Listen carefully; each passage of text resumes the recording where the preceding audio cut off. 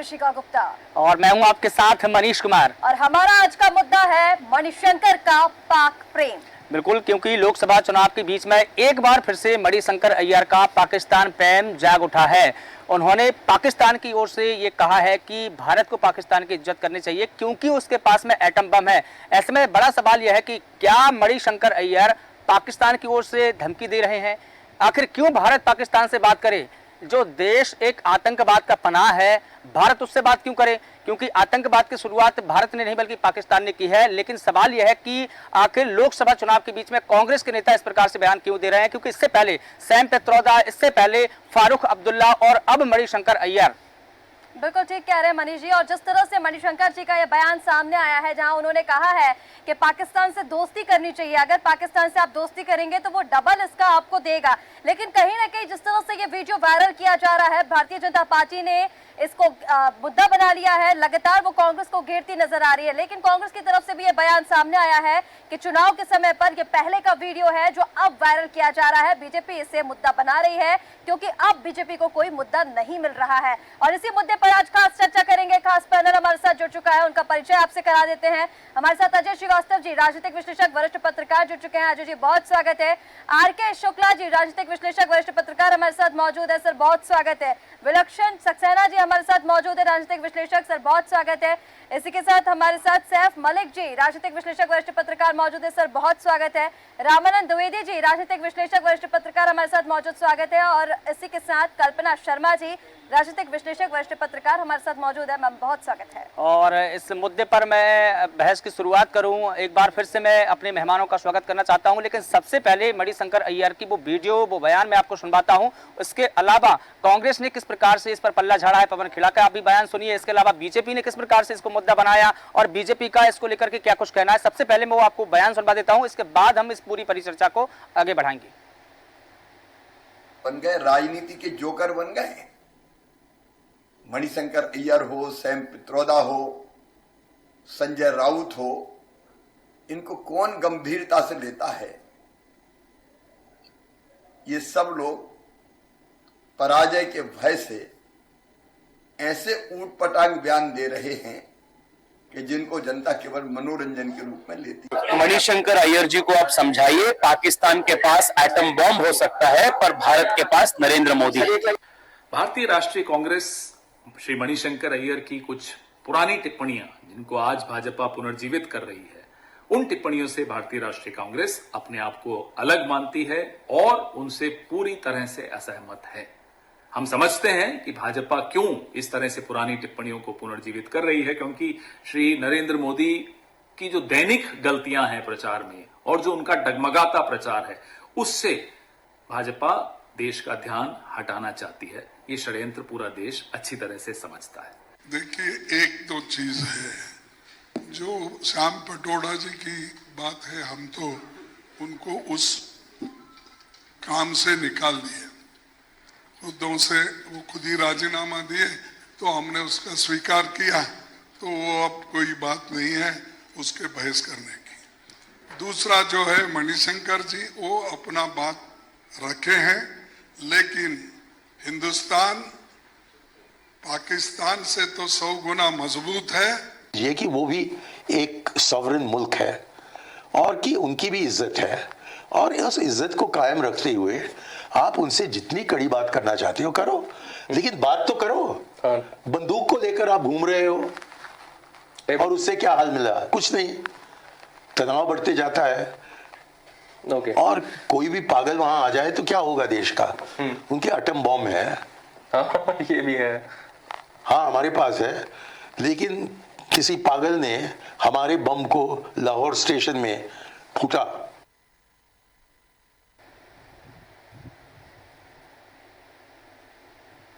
तो आपने किस प्रकार से बयानबाजी सुनी, देखा किस प्रकार से पूर्व मुख्यमंत्री शिवराज सिंह चौहान ने इसको मुद्दा बनाया। इसके अलावा तेजस्वी सूर्या ने इस पर बयानबाजी की, कांग्रेस अध्यक्ष मल्लिकार्जुन खड़गे ने इस पर जरूर सफाई दी है। इसके अलावा पवन खेड़ा ने भी इस पूरे मामले को लेकर सफाई दी। उन्होंने कहा कि कांग्रेस पार्टी उनके इस बयान से सहमत नहीं है, ये उनके निजी बयान हो सकते हैं। तमाम बयानबाजी आपने सुनी। सबसे पहले डॉक्टर आर.के. शुक्ला सर, मैं आपके पास में आना चाहूंगा। एक के बाद एक कांग्रेस के नेता पाकिस्तान प्रेम दिखाते जा रहे हैं। इससे पहले कल देखा हमने कि फारूक अब्दुल्ला ने किस प्रकार से बयानबाजी की, उसके बाद में बीजेपी ने उसके तुरंत मुद्दा बनाया और आज फिर से उनकी बयानबाजी शांति भी नहीं हुई थी कि अब इस प्रकार से बयानबाजी सामने आई मणिशंकर अय्यर की। क्या कुछ कहेंगे इस बयान को लेकर आप? देखिए, कांग्रेस पार्टी में 5 या 6 लोगों की एक ऐसी टीम या गिरोह है जिनका अप्रत्यक्ष रूप से कांग्रेस को नुकसान करना ही उद्देश्य रहता है। और स्पेशली ये टीम जब जब चुनाव आते हैं तब तब ये निकल के आती है। बिल्कुल। अभी है 2-3 दिन पहले की ही घटना है श्याम पत्रोदा जी की।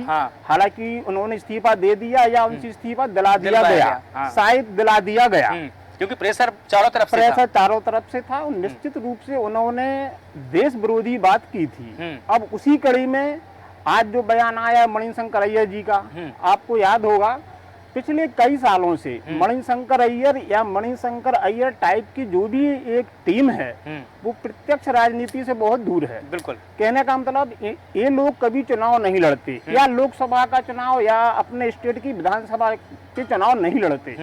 इनका एकमात्र उद्देश्य रहता है कांग्रेस पार्टी या केंद्रीय नेतृत्व को किसी ऐन प्रकरण खुश करके राज्यसभा या मीडिया में बने रहना। बिल्कुल।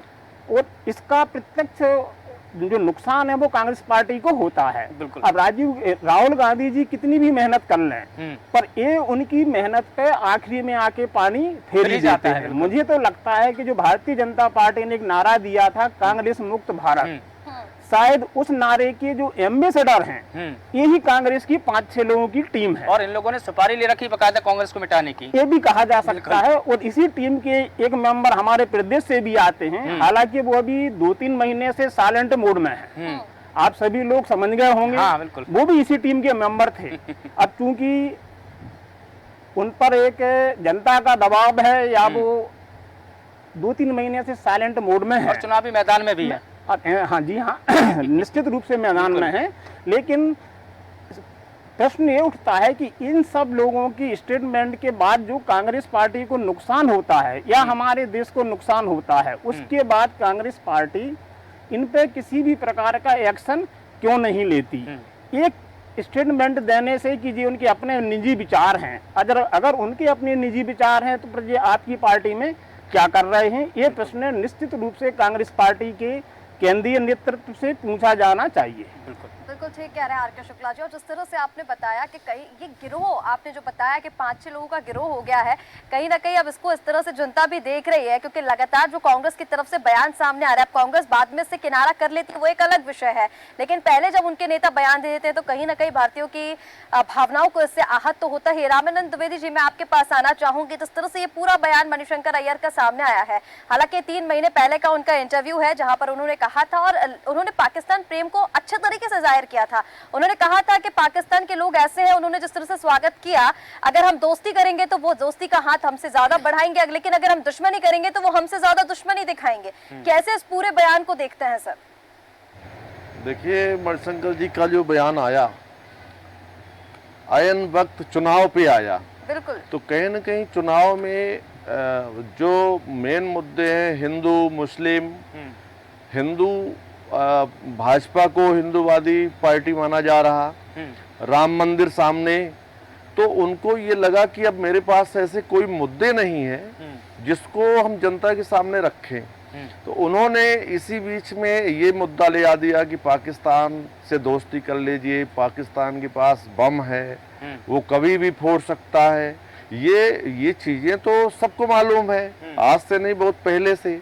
अब चूंकि मणिशंकर अय्यर का पाक प्रेम इसलिए भी दिख रहा कि चूंकि उस समय वो लाहौर में जन्म लिए, लाहौर में पाकिस्तान से जाहिर है उनके अभी हो सकता है कि उनके परिवार के लोग हो, मित्र हो, और उनकी वकालत करने के लिए भी लाहौर में ही दिया गया है। लाहौर में ही दिया गया है। तो आज पाकिस्तान के प्रति प्रेम जो इजहार कर रहे हैं वो तो सिर्फ चुनावी मुद्दे को, हिंदू और मुसलमानों को, एक मुसलमानों के बीच जो एक मुद्दा लेके जाना चाहिए कि भाई उनका जब हम प्रेम बताएंगे तो उनका वोट हमारे कांग्रेस के पक्ष में आएगा। तो कहीं न कहीं ये राजनीतिक प्रोपेगेंडा है। हो सकता है कि राजनीतिक प्रोपेगेंडा हो बयान, लेकिन बीजेपी ने वीडियो वायरल किया है, लेकिन बयान तो कांग्रेस ही नेता के। ये बयान दिलवाने के लिए बीजेपी ने थोड़ी कहा था कैसे बयान दो आप।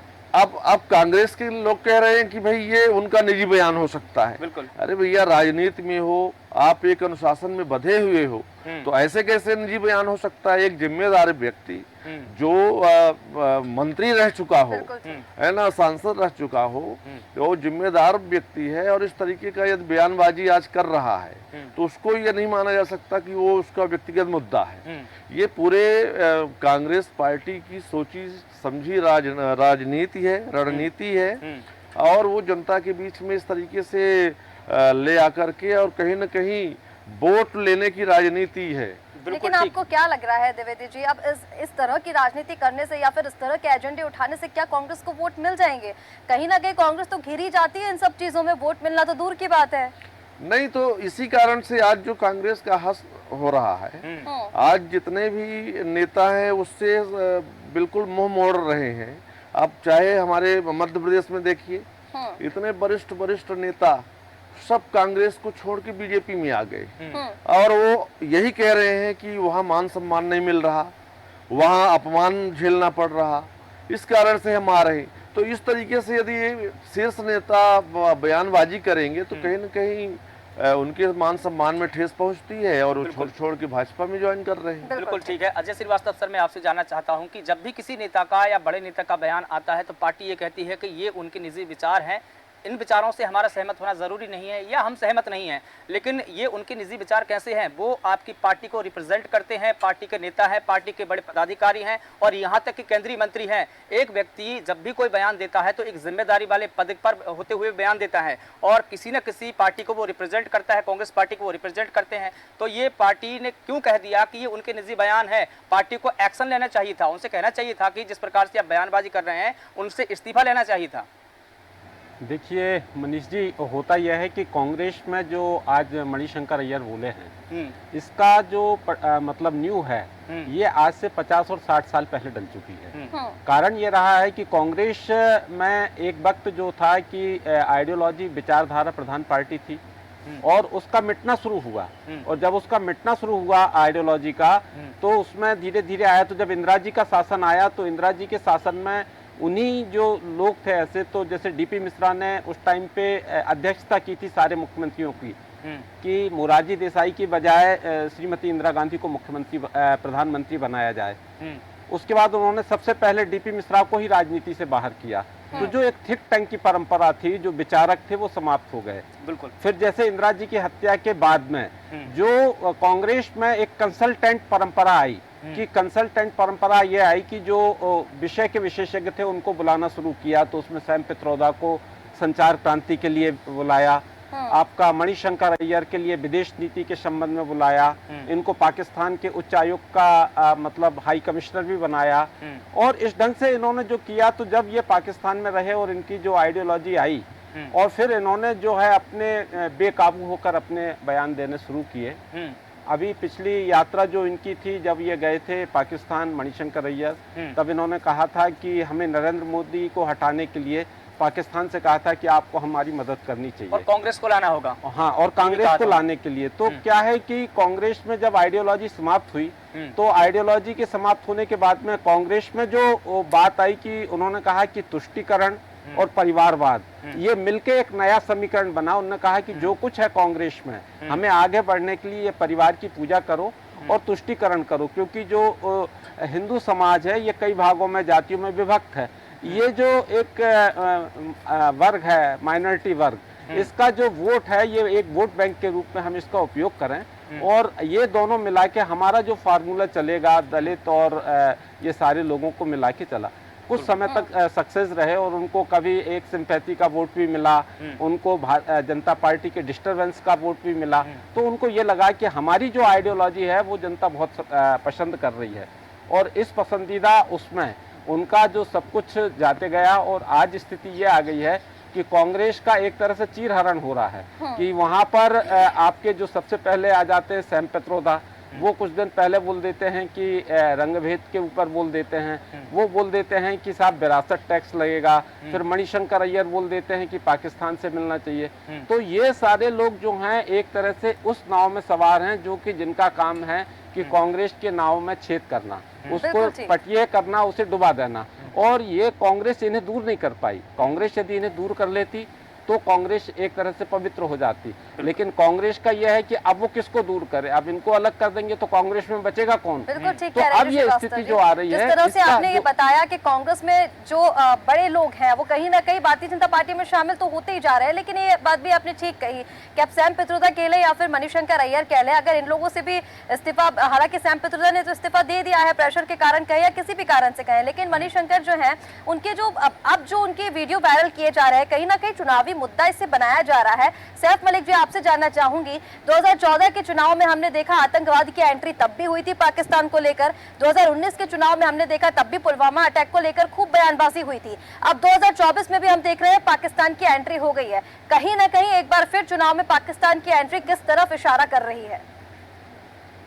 देखिए, जहाँ तक मणिशंकर जी का बयान का सवाल है तो मैं ये कहूँगा कि उन्होंने जो बयान दिया वो गलत है और इससे कांग्रेस को नुकसान पहुँचा है सैम पित्रोदा जी के बयान से भी। और हमारे साथी ने ये भी बताया था कि कुछ लोग ऐसे हैं कांग्रेस में जो बयानबाजी ऐसी करते हैं जिसका खमियाजा कांग्रेस को भुगतना पड़ता है। जहाँ तक मणिशंकर जी के बयान का सवाल है तो मैं उनका पक्ष नहीं ले रहा, लेकिन मैं ये बात कहना चाहता हूँ कि ये बयान कोई आज नहीं दिया उन्होंने, इलेक्शन के वक्त उनसे कहीं गए थे, उनसे इंटरव्यू लिया गया टीवी लाहौर में 3 महीने पहले, हाँ, फरवरी का इंटरव्यू के दौरान जब सवाल किए जाते हैं तो उसके जवाब में आदमी जवाब देता है, तो जो भी सवाल किया गया होगा उसके जवाब में उन्होंने जवाब दिया। लेकिन बीजेपी क्या है कि वो मूल मुद्दों से चुनाव को हमेशा भटकाना चाहती है और इस तरह के बेवकूफ़ी भरे जो बयान कुछ आ जाते हैं या कुछ वीडियो उनके हाथ लग जाते हैं उसको उछाल कर वो तमाम मतदाताओं का ध्यान दूसरी ओर भटका देती है। और जहाँ तक मणिशंकर जी ने बातचीत की बात कही थी तो वो कोई गलत नहीं थी। अटल बिहारी जी के कार्यकाल में परवेज़ मुशर्रफ साहब को बुलाया गया, उनसे बातचीत हुई और शांति बहाल करने की कोशिश भी की गई। और रहा सवाल पाकिस्तान प्रेम का तो लाल कृष्ण अडवाणी जी भी गए थे पाकिस्तान और जिन्ना की मज़ार पर क्या बयान दिया था जिस पर बड़ा वावेला भी मचा था। तो किन हालात में क्या बयान दिए जाते हैं वो तो बयान देने वाला जानता है, लेकिन मैं आपकी इस बात से सहमत हूँ कि इस तरह के लोग जो बयान दे रहे हैं वो इस वक्त एक एक्टिव पॉलिटिक्स से दूर हैं और सिर्फ चर्चाओं में बने रहने के लिए इस तरह की बातें उछाल देते हैं, लेकिन इसका पूरा खमियाजा कांग्रेस को भुगतना पड़ता है। और उन्होंने सैम पित्रोदा का इस्तीफा दिलाकर बहुत अच्छा किया और मेरा ये कहना कि इस तरह के लोग जितने भी ऐसे बयानबाजी करते हैं उनसे पार्टी को दूरी बनाना चाहिए। आप जो कह रहे हैं कि ये जो बयान उनकी तरफ से दिया गया है, इंटरव्यू जब होते हैं कोई सवाल किया जाता है तो जवाब दिया जाता है, तो ठीक है, लेकिन इस बयान को किस तरह से आप देखेंगे? अभी देखिए कांग्रेस भी इससे किनारा कर रही है। पवन खेड़ा ने कहा है कि इस बयान से हम बिल्कुल भी सहमत नहीं है। उन्होंने इंदिरा गांधी जी की तारीफ भी की थी कि उस समय पर किस तरह से पाकिस्तान से जो बदला लिया गया, बातचीत की गई। अब ये जो बयान सामने आ रहा है, मुद्दा बनाना तो अब कांग्रेस अगर बातें देगी तो फिर बीजेपी तो उसको मुद्दा बनाएगी ना सर। ये बात मतलब इंटरव्यू में भी इस तरह की बात कहना क्या ठीक है? नहीं, ये देखिए, ये मैंने आपसे कहा ना कि मैं उनके बयान से बिल्कुल सहमत नहीं हूँ जो उन्होंने बयान दिया, लेकिन बात ये है कि ये बयान तो काफी पुराना था और इस पर अगर कोई प्रतिक्रिया भाजपा को या उनके नेताओं को देना थी तो उसी समय देना चाहिए थी। एन बीच चुनाव के, जब 3 फेज चुनाव के हो चुके हैं और जब लग रहा है भाजपा को कि हमारे कुछ जनाधार खिसक रहा है तो इस तरह के मुद्दों को वो उछाल रहे हैं और ताकि जो मूल मुद्दे हैं उनसे चुनाव भटक सके। मेरा कहना ये है। बिल्कुल ठीक है। कल्पना शर्मा जी, मैं आपसे जानना चाहता हूं, जिस प्रकार से मणिशंकर अय्यर कह रहे हैं कि भारत को पाकिस्तान से बात करनी चाहिए क्योंकि उनके पास में एटम बम है, परमाणु बम है, तो क्या वो पाकिस्तान की जुबान बोल रहे हैं? क्या वो डर दिखाने की कोशिश कर रहे हैं? क्या वो ये नहीं जानते हैं कि भारत के पास भी परमाणु बम है? क्या वो ये नहीं जानते हैं कि भारत भी उससे कहीं अधिक शक्तिशाली देश है? क्या वो अपने देश की शक्ति को नहीं जानते हैं?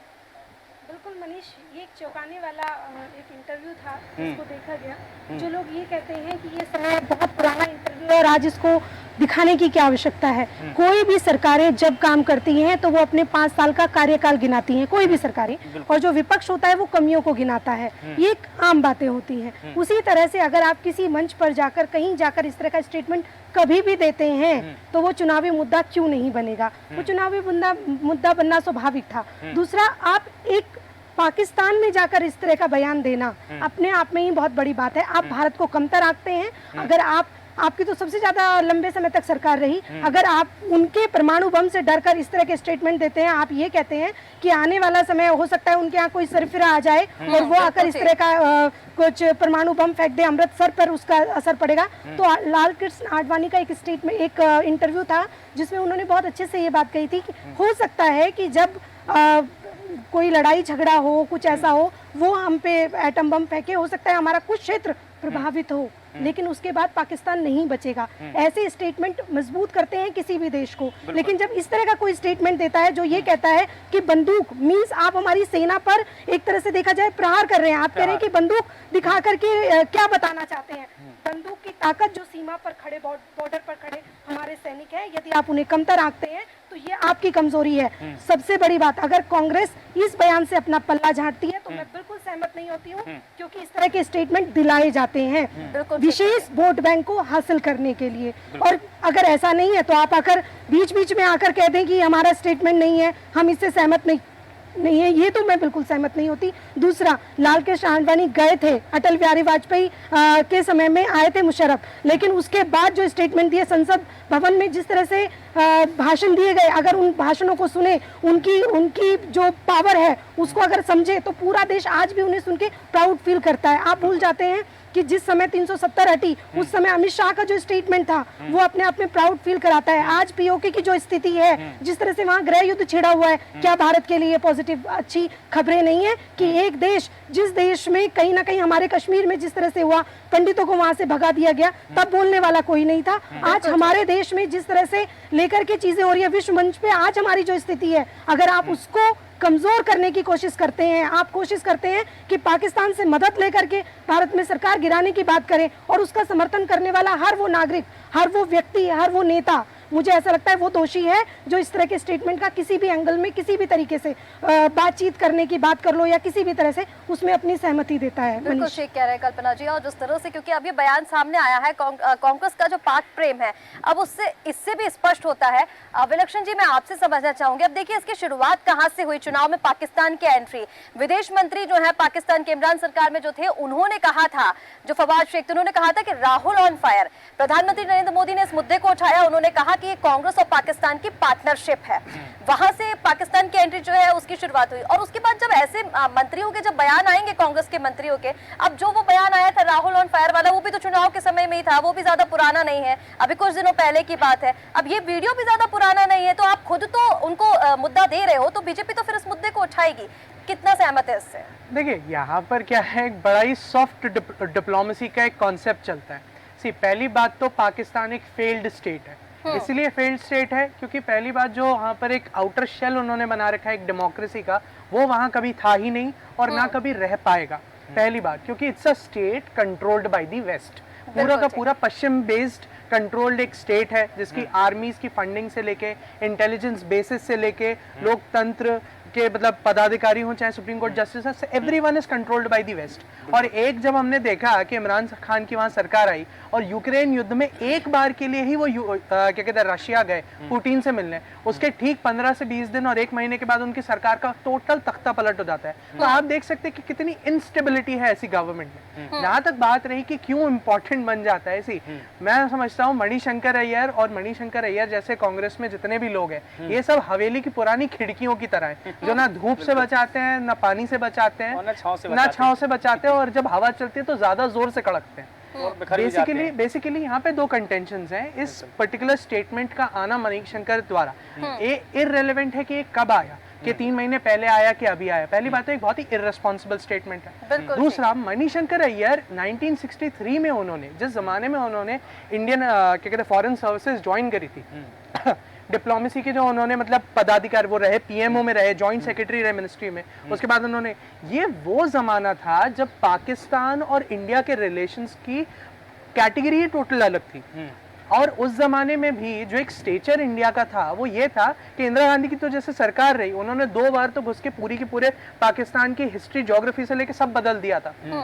हम तब कमजोर नहीं थे, तो आज तो कतई कमजोर हो भी नहीं सकते। बिल्कुल। दूसरी बात, ये तरीके के स्टेटमेंट्स दर्शाता है कि पॉलिटिकल वेटरन लीडर्स जो कांग्रेस में हैं, ये कितने पुराने जमाने की विचारधारा लेते हुए चल रहे हैं। क्योंकि आप ध्यान से देखें, ये वो जमाने की विचारधारा की बात करें कि हमें बेटर रिलेशंस बनाने की जरूरत है, पाकिस्तान से हमें बेहतर रिलेशंस की जरूरत है। इसलिए जब पॉलिटिकली, डिप्लोमेटिकली भारत को आइसोलेट करने की कोशिश करी गई थी वेस्ट द्वारा ही, लेकिन आज जब हमें वेस्ट का भी पूरा समर्थन है, हम ईस्ट में भी, साउथ ईस्ट एशिया में भी, चाहे रशिया हो, इन सबसे प्रोमिनेंट सपोर्ट लेके चल रहे हैं, अपना एक फ्रंट लीड कर रहे हैं, तो ये तो एक प्राचीन जमाने की विचारधारा है जिसको देने की कोई सेंसिबिलिटी नहीं है। हालांकि एक चीज यहाँ पे बहुत प्रोमिनेंटली समझने की जरूरत है, सी जब पाकिस्तान के फेवर में कोई इंडियन पॉलिटिशियन स्टेटमेंट देता है तो उसके दो पहलू निकल के आते हैं। पहली बात, ये एक तरीके की इंटरनेशनल लॉबी क्रिएट होती है। सी अगर दो पर्टिकुलर स्टेट्स जिनके जो खास तौर से थर्ड वर्ल्ड कंट्रीज हैं, अगर उनके बीच में कोई टसल होता है तो उस टसल का सबसे बड़ा फायदा वेस्ट उठाता है।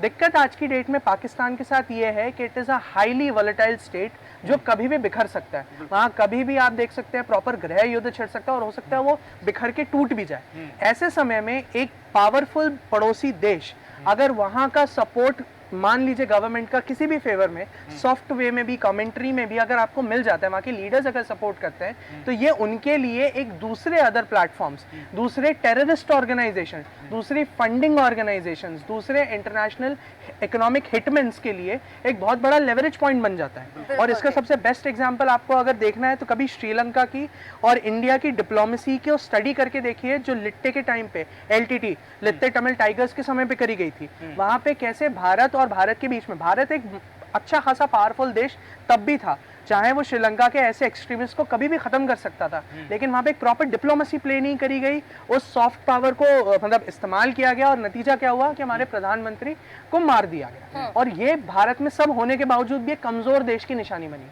तो मणिशंकर अय्यर की जो अभी करंट स्टैंडिंग है, और जहां तक के मतलब मैं ये कहूंगा कि इनका बयान चार मुखों का तीर है, वो चला किसी भी डायरेक्शन में उल्टा ही चला है और कांग्रेस को ही नुकसान करके गया है। तो बेसिकली कांग्रेस को अपने आप को ऐसे एग्जैक्टली कहूं तो पुरानी विचारधारा के लोगों से साइडलाइन करना है, क्योंकि वो उस देश का तो कुछ हो नहीं हो, एटलीस्ट आप जिस देश में है उस पॉलिटिकल पार्टी को तो आप नष्ट ही कर रहे हैं। बिल्कुल ठीक है। Doctor R K. शुक्ला सर, मैं आपसे जानना चाहूंगा, जिस प्रकार से विलक्षण जी ने कहा कि पाकिस्तान जो है एक फेलियर कंट्री है, और ये हमने देखा भी है कि किस प्रकार से वो दिवालिया हो चुका है, खाने के लाले पड़े हैं, ऐसी कंट्री से हम बात करने की पहल क्यों करें?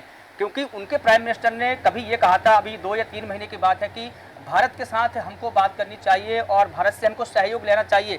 जब ऐसी फेलियर कंट्री का एक प्राइम मिनिस्टर ये स्टेटमेंट दे रहा है तो इंडिया के एक छुटभैया नेता को ये कहने की क्या जरूरत पड़ गई कि हमको उनसे बात करनी चाहिए, क्योंकि वो तो एक ऐसा देश है जिसके पास में खाने के 2 लाले पड़े हुए हैं।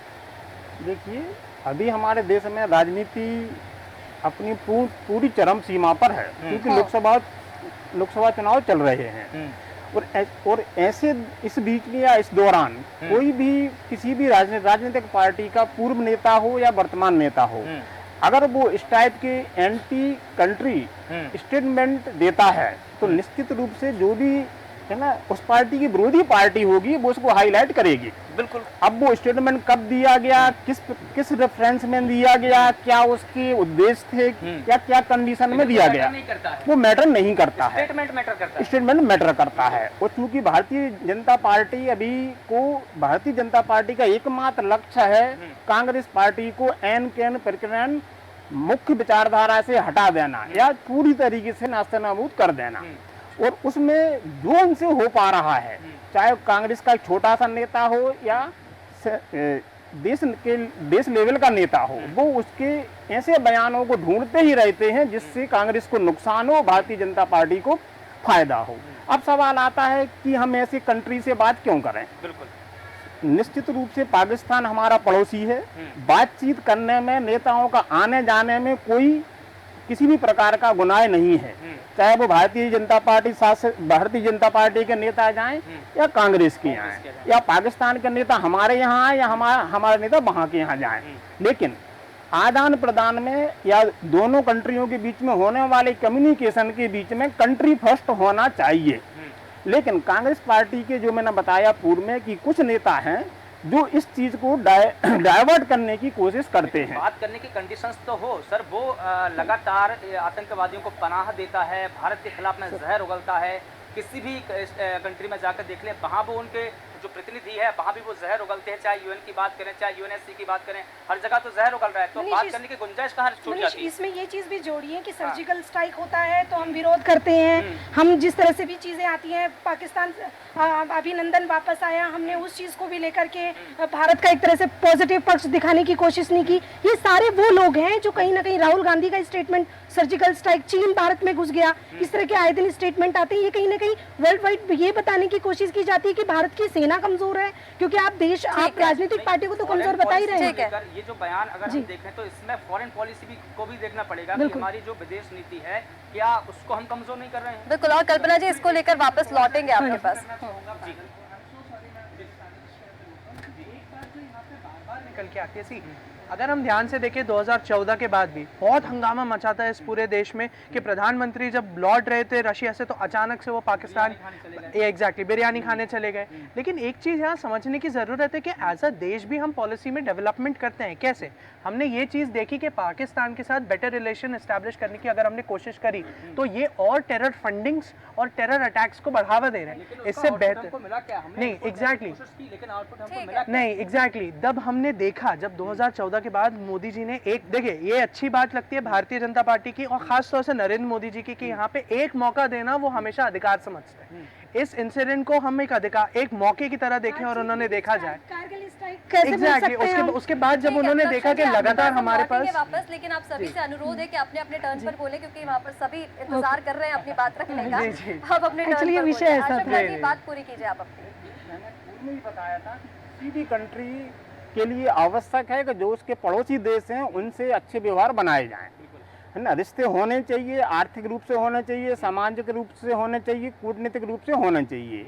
लेकिन अगर पड़ोसी आपकी भावनाओं का गलत उपयोग कर रहा है तो उसके साथ जो हमारे देश ने 71 में किया था वो भी होना चाहिए, जो अटल बिहारी वाजपेयी ने 99 में कारगिल में किया वो भी होना चाहिए, जो हमारे मोदी जी ने एयर स्ट्राइक करी वो भी होना चाहिए। लेकिन इसका मतलब ये नहीं है कि हम किसी भी हमारे पड़ोसी से या इंटरनेशनल किसी भी कंट्री से हम कम्युनिकेशन ही बंद कर दें। हाँ, मणिशंकर अय्यर जी ने जो बोला है वो उससे पाकिस्तान को कुछ मिलने जुलने वाला नहीं है, लेकिन कांग्रेस पार्टी को निश्चित रूप से नुकसान हो चुका है और आने वाले चुनाव में जो 3 चरण के बचे हैं उसमें भी होगा। कांग्रेस पार्टी को चाहिए कि ऐसे नेताओं से किनारा करे। खामियाजा तो उठा ही रही है, एक के बाद एक जो उनके नेता बयान दिए जा रहे हैं। लेकिन रामानंद द्विवेदी जी, अब जिस तरह से मणिशंकर अय्यर का ये बयान सामने आया है उस पर पवन खेड़ा जो है कांग्रेस के नेता, उन्होंने ये कहा है कि जो हमारे विदेश मंत्री है एस जयशंकर वो भी खुलेआम कहते हैं कि चीन से हमको डरना चाहिए। इन दोनों बयानों को कैसे देखेंगे सर? एस जयशंकर जो कहते हैं चीन को लेकर जो पवन खेड़ा ने बात कही है और इसके साथ ही मणिशंकर का जो बयान सामने आया है, दोनों बयानों को कैसे देखेंगे? देखिए, मणिशंकर जी का बयान जो है पाकिस्तान का जो प्रेम दिखा रहे हैं वो तो ये तो खैर गलत है। दूसरा क्या है, जब जब भारत आक्रमण किया है पाकिस्तान में, उनके घर में जाकर के घुस के मारा, उस समय कांग्रेस वाले सबूत मांग रहे थे। स्ट्राइक हुई वहाँ पे जब इन्होंने हमारे यहाँ के जो बताए ये कि गिरोह है 3, 4, 5 लोगों का, दिग्विजय सिंह वगैरह ये सब मांग रहे थे कि हमको सबूत चाहिए, सबूत दीजिए। तो आतंकवाद को बढ़ावा देने के लिए हमेशा कांग्रेस के कुछ लोगों ने ठेका लेके रखा था और उनका मानना था कि यदि इस पे हम बोलेंगे तभी हमारे चाहे मुस्लिम समुदाय के लोग हों चाहे अन्य हों वो हमारे फेवर में आएंगी। तो मोदी जी का जो है विदेश नीति, उसमें चाहे चीन हो चाहे पाकिस्तान हो, जब जब उन्होंने भारत की तरफ आंख उठा के देखा तो उनको करारा जवाब दिया है। और आज पाकिस्तान की स्थिति ये हो चुकी है कि वहाँ इतनी महंगाई हो गई कि वहाँ तो खाने के लाले पड़ रहे हैं। अब उस वक्त आप बयान दे रहे हो कि उनसे आप प्रेम बढ़ाओ, अरे प्रेम बढ़ाएंगे तो वहाँ पे तो और आतंकवाद पनपेगा। उसका कोई आधार हो, आधार बिना आधार के सब बोल रहे हैं। तो ऐसे देश को तो बिल्कुल और करारा जवाब देना चाहिए। बल्कि हमारा तो ये मानना है कि जो हम सहयोग करने के विपक्ष में उसको भी बंद कर देना चाहिए, तभी इनकी आंखें खुलेगी। बिल्कुल ठीक है। अजय श्रीवास्तव श्रीवास्तव, मैं आपसे जानना चाहता हूँ कि संचार की बातें जब उठी कि हम संचार करें, वार्तालाप करें, लेकिन करें क्यों? मुझे एक चीज़ ये समझना है कि पाकिस्तान भारत के मुकाबले में कहाँ बराबरी कर रहा है? क्या वो आर्थिक रूप से बराबरी कर रहा है? क्या वो वैश्विक रूप से बराबरी कर रहा है? क्या वो सैन्य तौर पर बराबरी कर रहा है? हमारी जिस प्रकार से साख दुनिया ने देखी है, क्या उस तौर पर बराबरी कर रहा है? हर क्षेत्र में पाकिस्तान इंडिया से जीरो है, और एक ऐसी जीरो कंट्री, ऐसी पागल कंट्री से हम बात क्यों करें?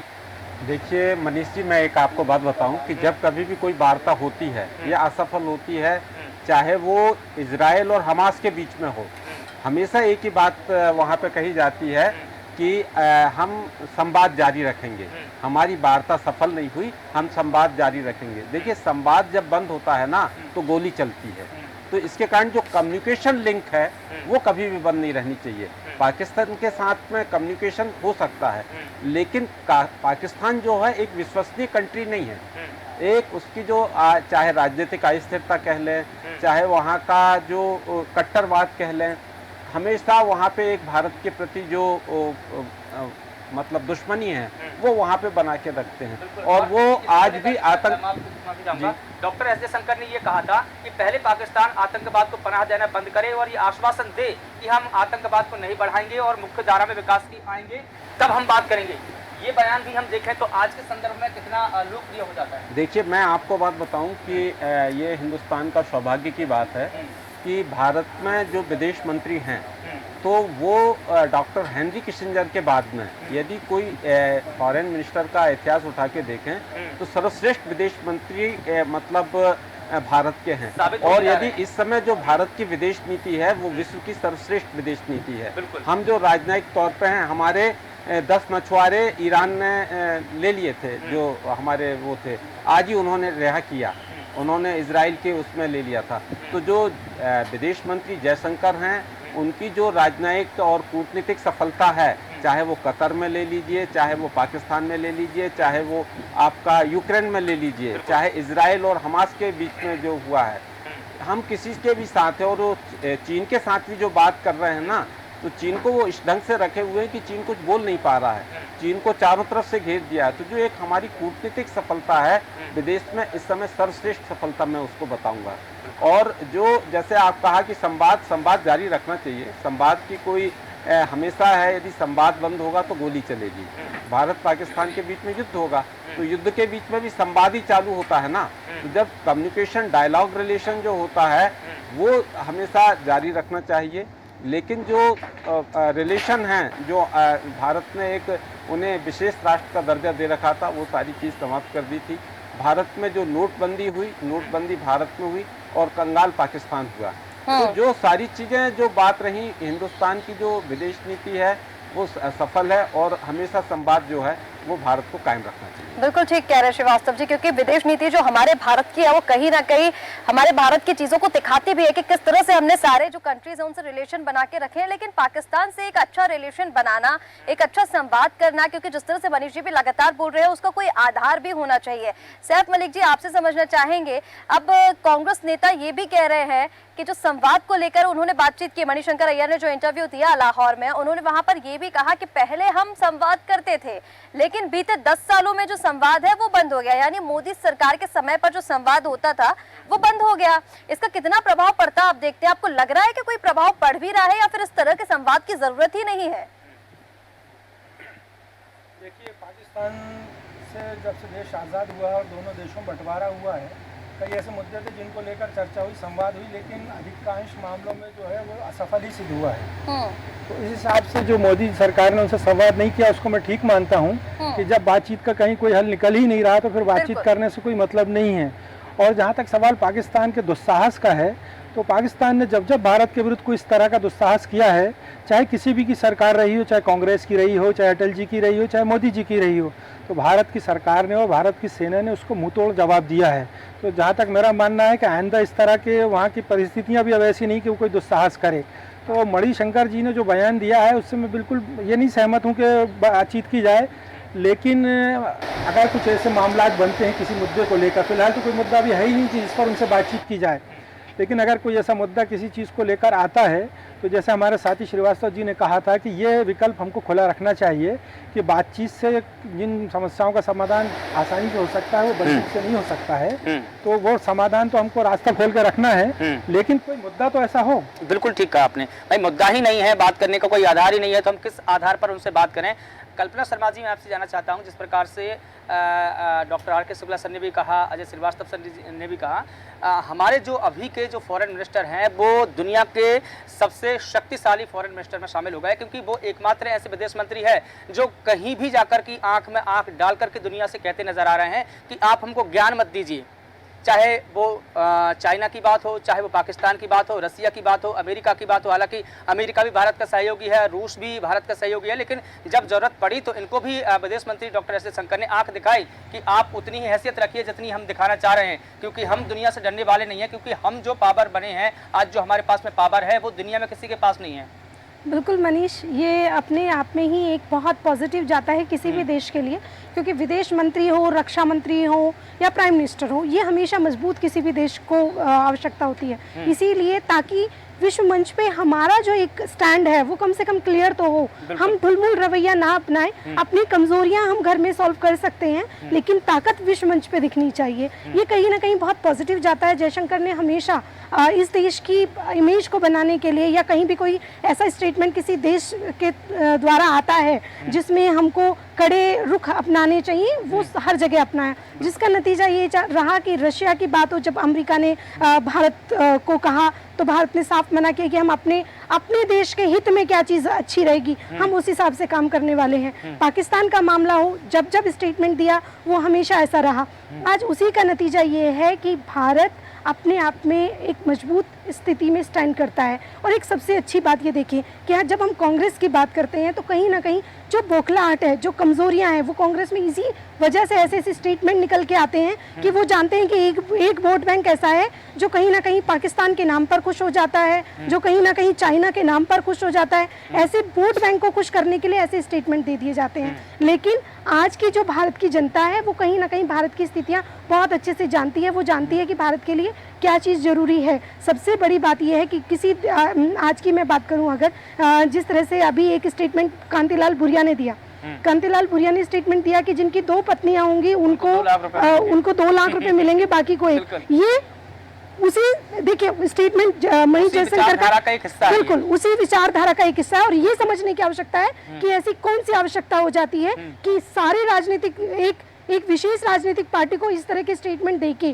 सिर्फ एक समुदाय को खुश करने की जरूरत पड़ती है। राम मंदिर, जैसे राधिका खेड़ा जब बीजेपी पार्टी छोड़ी, उनका जो स्टेटमेंट आता है कि सनातन मैं मंदिर गई, उसके बाद मेरे साथ इस तरह की चीजें होने लगी। तो ये जो सारी चीजें हैं, सनातन का विरोध की मैं बात कर लूँ, धर्म विरोधी बात मैं कर लूँ, बीजेपी पर आरोप जरूर लगाए जाते हैं कि वो धर्म विरोधी, धर्म से संबंधित राजनीति करती है, लेकिन आप कब ऐसी कोई राजनीति करेंगे जो जनता के हित में होगी? जनता उस दिन का आपसे इंतजार करती है। बिल्कुल ठीक कह रही है कल्पना जी, क्योंकि कहीं ना कहीं हम कांग्रेस के मैनिफेस्टो को लेकर अगर हम बात कर ले तो भारतीय जनता पार्टी जिस चीज को लेकर शुरुआत से हमलावर रही है वो कांग्रेस का मैनिफेस्टो ही रहा है। लगातार मुस्लिम लीग से उसका कंपैरिजन किया गया है, अल्पसंख्यकों को लेकर लगातार बात की गई है। लेकिन विलक्षण जी, ये जो बयान सामने आया है, अब इस बयान को हम किस तरह से देखें, ये किस पार्टी को फायदा देगा? क्या आपको लगता है कि इस तरह के बयान देने से कांग्रेस जो लगातार विशेष वोट बैंक को इकट्ठा करने की कोशिश कर रही है वो हो पाएगी सफल इसमें, या फिर बीजेपी इसको जिस तरह से मुद्दा बना पाती, लग रहा है आपको कि चौथे चरण के लिए मुद्दा बन पाएगा, या आपको लग रहा है कि इस बयान को इतनी हवा देने की जरूरत है जितनी दी जा रही है? देखिए, पहली बात तो ये आपने जो लास्ट चीज़ कही कि क्या इसको इतनी हवा देने की ज़रूरत है, तो ये बिल्कुल भी नहीं है। एग्जैक्टली अगर हम बात करें जो इस बयान से संबंधी निकालती है, वो ये दिखाती है कि हमारी फॉरेन पॉलिसी क्या वॉलेटाइल है, मतलब एक सवाल खड़ा करती है कि क्या हम सही दिशा में जा रहे हैं। सी, इसको एनालाइज करने के लिए हम समझें कि हमारे इंटरनेशनल रिलेशंस भारत के कैसे हैं। हम रियलिस्टिक पर्सपेक्टिव में चलते हैं कि ऑप्टिमिस्टिक में? सी, अगर ऑप्टिमिस्टिक बात करें तो निश्चित ही रूप से हम कह सकते हैं कि हम विश्वगुरु बनने की राह पर हैं, हमें अमेरिका का समर्थन है, हम एक तीसरा फ्रंट क्रिएट करें। बट एक्चुअल रियलिटी क्या है? अभी कुछ दिन पहले नेपाल ने एक नया करेंसी नोट, हम अपने पड़ोसी देशों की बात करें, नेपाल ने करेंसी नोट जारी किया जिसमें इंडिया के कुछ एरियाज को उन्होंने अपने हिस्टोरिकल मैप्स में दिखाया। ये सेम चीज चाइना करता हुआ आ रहा है। म्यांमार में तख्ता पलट बहुत समय पहले ही हो चुका है। बांग्लादेश में हैवी इन्वेस्टमेंट चाइना का है ही। साथ ही साथ श्रीलंका में जो मेजर इकोनॉमिक पोर्ट्स थे वो चाइना बना भी चुका है और खुद मेंटेन भी कर रहा है। मालदीव से हमारी आर्मी रिट्रीट कर चुकी है, भले ही मालदीव्स के पॉलिटिशियंस कितनी भी माफी मांग ले, लेकिन हमारी आर्मी वहां पे नहीं है। उसके बाद रही पाकिस्तान की, पाकिस्तान एक लॉन्च पैड बनता है, भारत को एक मतलब चेक एंड बैलेंस करने के लिए वेस्ट का एक प्रॉपर वो बनता है। अफगानिस्तान में तालिबान आ चुका है, वो अफगानिस्तान जिसका पूरा इंफ्रास्ट्रक्चर, पूरा मैनेजमेंट से लेके फूड सप्लाई, वेपन्स सब हमने किया, तब भी हम रोक नहीं पाए और तालिबान वहां पे अपने आप आया और उसने अपने पूरे फॉरेन रिलेशंस हमारे साथ खराब कर चुके हैं। तो अगर ध्यान से देखे जाए रियलिस्ट पर्सपेक्टिव में, तो इसमें अपने कोई दोहराई नहीं कि हम एनसर्कल्ड हो रहे हैं। धीरे धीरे जितनी भी मेजर पावर्सी, आप ये समझ लीजिए कि अगर आपको कोई दूर से बैठ के धमकी दे तो आप समझ सकते हैं कि हाँ, लेकिन अगर आपको आपका पड़ोसी धमकी दे सकता है और डेफिनेटली अगर वो आप पे अटैक, सी इसको इसी कॉन्टेक्स्ट में लेके यूक्रेन पे हमला रशिया ने क्यों किया, क्योंकि यूक्रेन बनना चाहता था नेटो का हिस्सा, और उसका सीधा ये है कि अगर कभी विश्व की एक मतलब प्रॉपर थ्रेट हुआ आपको, तो रशिया के ऊपर रिटेलिएट करने का समय भी नहीं होगा। सेम चीज चाइना के नेतृत्व में ऐसी एनसर्कलिंग भारत के पास हो रही है। तो इस समय में हम कह सकते हैं क्या कि हमारी फॉरेन पॉलिसी सक्सेसफुली चल रही है? क्या जयशंकर जी पूरी तरह से इसे मेंटेन कर पा रहे हैं? क्योंकि सिर्फ तालियां बटोरने का काम अगर हम कर सकते हैं, तो मैं बता दूं कि यूक्रेन के जो प्राइम मिनिस्टर ज़ेलेंस्की हैं, वो मोर देन 60 या 70 नेशंस को ट्रैवल कर चुका है और हर जगह जाके उन्होंने ताली बजवाई है अपने लिए। लेकिन क्या उससे उनके देश को कोई फायदा हुआ? आज भी क्या वो वॉर रुकी? क्या कोई कॉम्पेंसेशन हुए या कोई वॉर क्राइम्स पे? से किसको फायदा होगा वो Exactly. तो होगा। लेकिन चुनाव के समय पर ये जो चीजें हैं, आपको क्या लग रहा है कि ये जो विशेष वोट बैंक की, क्योंकि हम लगातार बात कर रहे हैं, अल्पसंख्यकों की बात कर रहे हैं, सरकार भी इस पर हमलावर है, क्या इससे ये सफल हो पाएगी कांग्रेस? इस बयान के बाद से क्या उनको वो सपोर्ट मिल पाएगा?